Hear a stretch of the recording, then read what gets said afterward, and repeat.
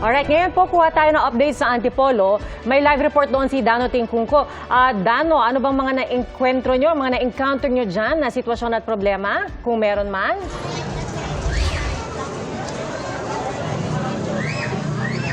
Well, Pia, hindi natin sigurado kung matatawag natin siya na problema. Pero definitely, isa ito sa mga kakaiba dito sa Santa Cruz Elementary School, dito sa Antipolo City, na kumpara sa mga karaniwang paaralan na patag, ito para kang nag-mountain climbing dahil matarik siya, may pataas.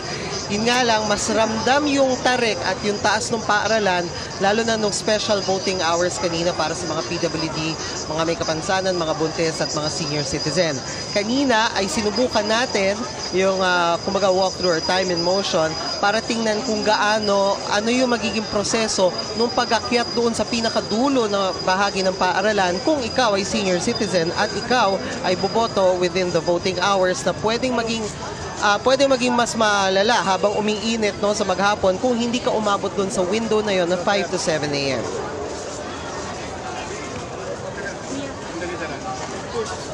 Sabi ko patay mo yung channel 1. Hindi mo pinatay yung channel 1. Channel 1 ha, channel 1 na patay mo.